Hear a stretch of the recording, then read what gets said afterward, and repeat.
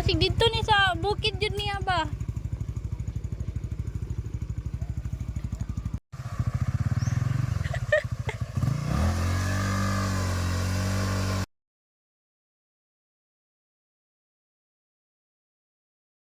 Good mga travel, so ito ngayon status ng Valencia City weather. So napakaliwalas, maganda yung daan at swabing-swabe yung panahon.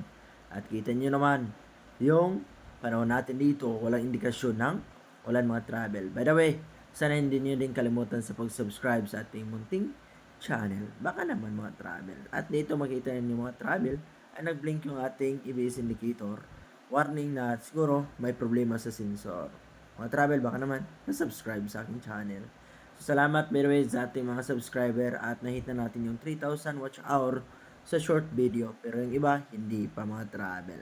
Yung subscriber, lalo na yung numbers of subscriber ay hindi pa natin na-hit. Dito mga travel ay may nasundan tayong track at masyadong mausok. Kaya hindi natin binirit o sinunod ng maayos. So, kailangan natin kumaliwa dito. Dahil yung pa-street mga travel ay pupunta ng Kilangi. At ito naman ay pupunta ng Upper Lorogan. At kasulukuyan itong under construction ang daan dito mga travel. Kaya dito mapapasabak tayo sa kanilang rough road. At may back ride tayo dito mga travel. At walang iba kundi yung ating one and only na babae sa buhay. At dito mga travel, ramdam ko yung dulas ng daan dahil kakahapon ay umulan mga travel. At ganito ang naging status. Dito medyo kalbo yung daan. At dito mga travel ang ginawa ko at pinatay ko muna yung makina at saka on. Tapos ayun, diretso na yung takbo ay nawala naman yung ABS indicator na nag-blink kanina at hindi naman bumalik mga travel. Ganun lang yung ginagawa ko pag lumabas yung ABS indicator. At dito mga travel sa ating kaliwa ay Sagingan, Montian. Tapos doon sa kanan natin ay syempre Raberan. At dito naman sa unahan ay Pinyahan yung mga travel at napakalawak ito. Itong daan na to ay isang diversion road mga travel. At ito ang pinagtataka ko bakit yung poste na sa gitna ng daan.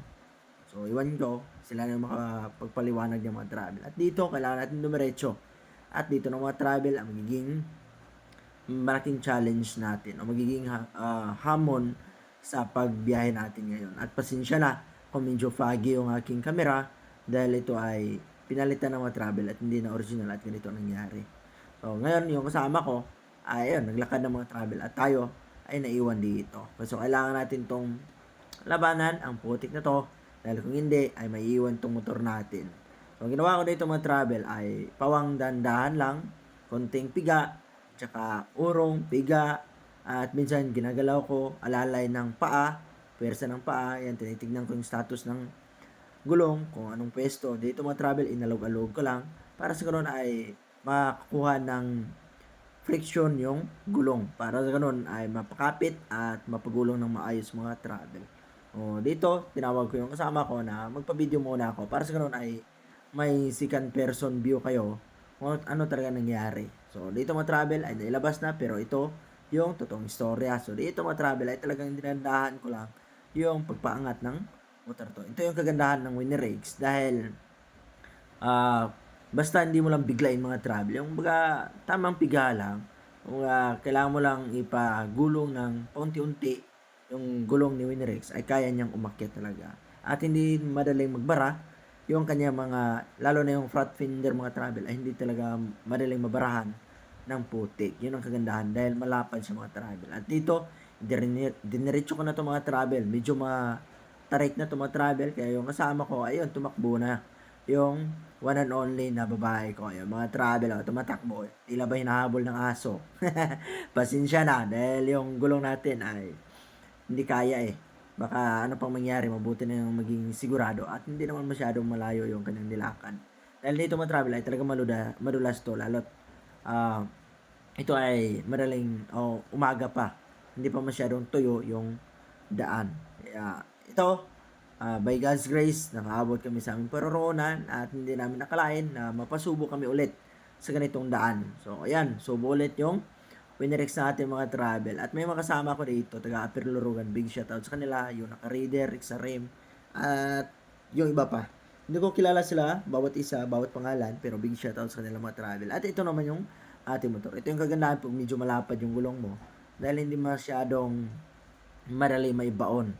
O may chance talaga na kaya mong lusubin yung ganitong mga daan. Hindi naman masyado madulas mga travel. Kailangan mo lang diretsuhin yung naging guide na daan. So dito, ito ay pababa mga travel. Kaya dandahan lang tayo dito at hindi na sumakay yung kasama natin dahil siya yung nag-video. So salamat sa aking one and only na babae. So dito mga travel ay tamang bitaw lang ng preno at dito naman ay talagang nagiging thrill site na itong mga travel. So big shout out kay ate. Ayan no. So yung kanyang partner ay nasa unahan ng mga travel, nag-antay sa kanya. Pinababala siya dahil yun nga, na buntis siya, baka anong mangyari, di ba? So buti na lang maging sigurado. So dito ay talagang tinudo ko na itong mga travel. Permira, segunda yung ginamit ko dito mga travel. At kaya namang gumapang ni Winrex sa ganitong mga daan. At hindi ka talaga madidismaya at walang problema. At ngayon mga travel, nakarating na kami dito. So, big shout out sa nag-celebrate ng kanyang kaarawan. Tapos, salamat sa pakain. Sulit yung daan at sulit naman yung kainan mga travel. So, yan, tamang ngiti lang kahit medyo napagod tayo sa daan. Pero sulit naman yung mga travel dahil busog na busog tayo. At pag-uwi natin mga travel, ganito naman. Kailangan natin daanan toilet dahil wala tayong choice. Kundi dito yung dadaan. Dahil kung iikot tayo mga travel, masyadong malayo. So dito, hindi pa tayo nabutan ng ulan, kaya okay-okay to itong mga travel. Kayang-kaya, hindi naman lumapat yung Bilipan ni Winrex. Siguro, pag may aftermarket tayo mga travel, ay lalapat na yan. Ayan, oh. Buntik. Yun. Ayan, di ba? Sumubsob yung sapatos natin doon sa puting mga travel. At dito, natin yung ating back ride mga travel at nasa Mountain View College tayo. Isa ito sa mga kilala, lalo na sa nursing na mga degree at saka medtech mga travel ay kilala sila dahil sa mga board exam ay talagang pumapasok sila mga travel sa mga top 10. At dito ko din nakita yung kanilang bulletin, may dalawang top 2 nursing siguro yon. Halos lahat mga travel maliban sa top 1 hindi nila nakuha, pero halos lahat na yan ay pasok sila doon sa mula top 2 hanggang top 10 mga travel. So grabe ang lulupit ng natuturo dito mga travel. Malawak din tong school na to mga travel at kung gusto niyo magpapaaral dito ay safety naman yung mga kabataan ninyo. Kung gusto niyo pumunta dito ay wala namang problema. Pwede naman makapasok yung kahit hindi naman nakatira dito, kahit hindi mga estudyante. Ang kailangan nyo lang gawin ay magpaalam doon sa guwardiya ng eskwelahan. At ito mga travel ay panakanaka na yung ulan at ramdam ko na yung pagpatak ng malalaking ulan. Kaya ang ginagawa ko mga travel ay gusto ko sanang bilisan pero may rolling dito mga travel, may speed limit. Kaya kailangan natin sundin yun para sa ganun ay walang problema. So makalabas tayo dito na safety. At dito mga travel, nasa labas na tayo. At medyo ko na binilisan mga travel dahil kailangan ko pang umuwi.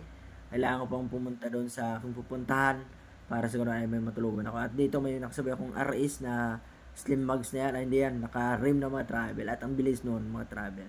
Dito hindi siya umataw, tayo ay umataw dahil sa part na ito mga travel ay maraming mga lubak o mga sirang daan. Kaya kailangan niya mag-ingat dahil kung talagang hataw siya mga travel tapos nabigla siya ay talagang mabibingkong yung kanyang rim ng mga travel. Kaya dito, tayo ay tumudo dahil mags naman at medyo malaki naman yung ating gulong.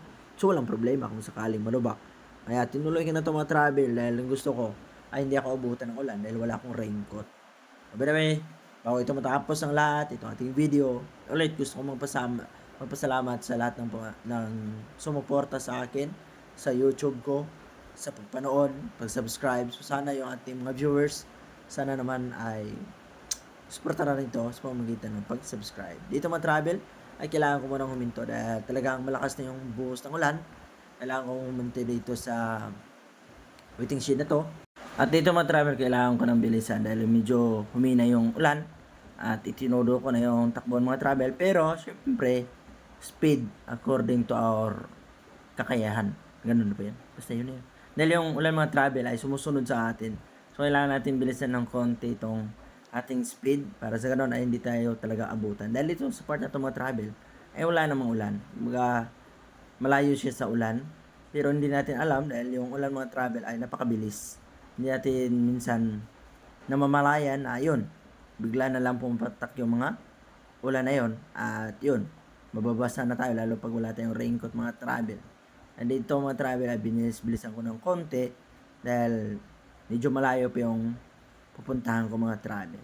Again, salamat sa palagi niyong pagsuporta sa aking video. Ilang taon na ako nag-vlog at ngayon lang ako nakaramdam na may sumusuporta sa akin. So sana hindi kayo magsawa sa pagsuporta mga travel at panoorin itong aking munting video sa bawat upload ko. So dito lang muna mga travel. Salamat sa lahat. Try safe and God bless.